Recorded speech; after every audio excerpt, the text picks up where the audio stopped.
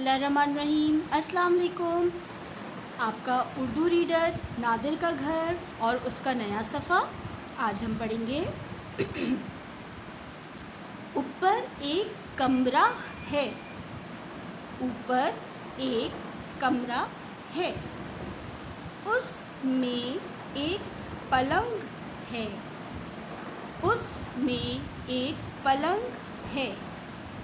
ऊपर एक कमरा है, उसमें एक पलंग है। पलंग किसको कहते हैं? आपका जो बेड होता है जिस पे आप सोते हैं उसको पलंग कहते हैं उर्दू में। देखिए तस्वीर की जानिब।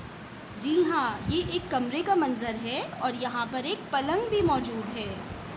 ठीक है बच्चों, इस पेज की बार बार रीडिंग करेंगे और जो मुश्किल अल्फाज हैं जैसे ऊपर, कमरा, पलंग, इसको बार बार रीड करेंगे। ठीक है बच्चों, इंशाअल्लाह अगले सफ़े के साथ हम अगली वीडियो में आपके साथ होंगे। अपना ख्याल रखिए। अल्लाह हाफ़िज़।